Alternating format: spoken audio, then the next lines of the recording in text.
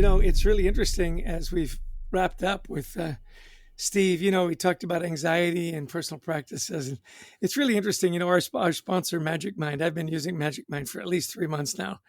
And I find that ritual, that habit of getting those good nutrients, everything's natural. It really does calm my mind and set me up for a better day. I know it's going to help me. It's going to reinforce stuff. I've recommended it to a ton of my friends of how to use it and when to use it. I use it first thing in the morning. Although it's interesting, sometimes if I've got a really long day, I'll wait till a little later in the day because you get about 7 hours of what they call the flow. And it's really interesting, as a sponsor, they've got a wonderful, unique discount code. So if you go to magicmind.com/Gostick and Elton, and that's not the ampersand, it's actually Gostick and Elton, and you put in Gostick and Elton 20, you get a 48% discount on the product. I just find that, with all the stresses we're going through and all the stuff that's going on, the last 3 months, when I start to get really anxious, knowing that I've got Magic Mind on my team just really helps. One of my big takeaways, from Steve about take care of yourself, right? Take care of yourself first. Take care of your mind. Love that. Yeah. And, so let's dig into what Stephen Collis told us today. Distinguished professor tours the world talking about this. And I love the questions to ask when somebody's getting heated, which, my gosh, you're talking to a neighbor nowadays. You're at the store. You bump into somebody. You're with family. Everybody's getting heated up about something.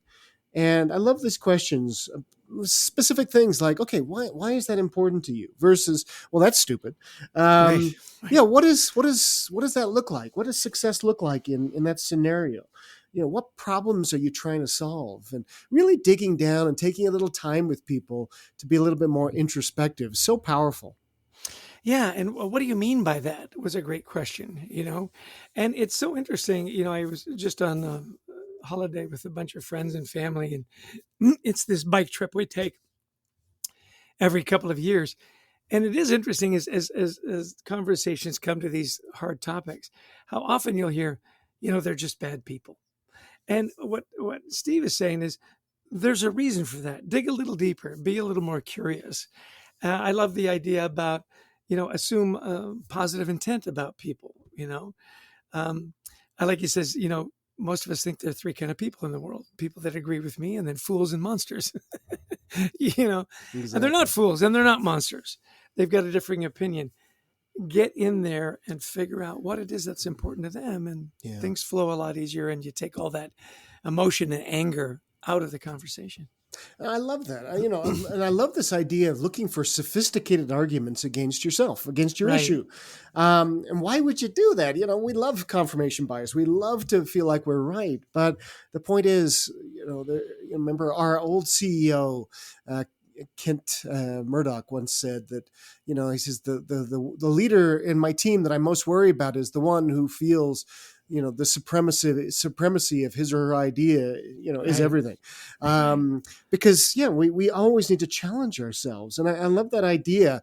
And, I try to, when I do go to the news, I go to the left, I go to the right, I go to BBC. I want to see what international people are talking about, because you need all the access. So when people say, well, I don't know, you can't know what you can trust nowadays. Well, go to many places and that'll help. I like where he says we really don't know anything that we're talking about. Our knowledge of the world is a fraction of a fraction of a fraction. Yeah, the knowledge illusion. I also really appreciated as he said, look, you can learn to do this. It's not intuitive. When we feel like we're being attacked, we want to attack back. We want to defend ourselves, and we feel justified in that behavior, right?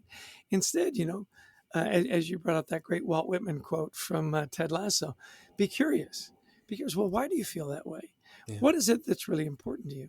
I had a good friend of mine who's deep into politics, and he would always ask me good questions like, are you a one-issue voter? Is there just one issue that if you don't get agreement on that, nothing else matters? I thought, what a great question, because so often we tend to be that way and say, look, this is the one thing that really matters to me. I know there's lots of issues.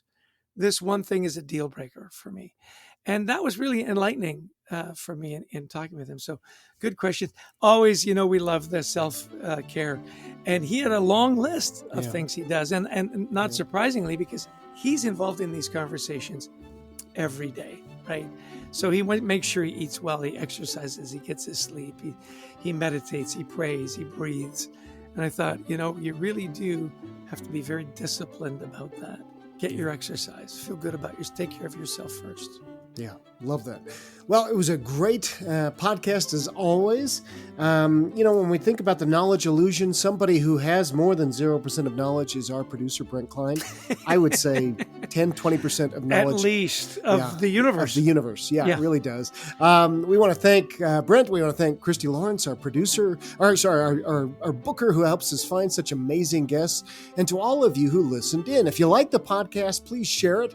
We'd also love you to visit thecultureworks.com for free resources to help you and your team and everyone around you thrive. Yeah, and we love speaking to audiences around the world, virtually or in person, on the topics of culture, teamwork, resilience. Give us a call. We'd like to talk to you and be at your event. And as always, buy the book, Anxiety at Work. We also have Leading with Gratitude, the Gratitude Habit, and many more. Follow us on LinkedIn. We've got a great weekly newsletter. But that's plenty for you to work on. Adrian, as always, it was a delight. What an important subject Steve is talking about, taking care of yourself, being good to people.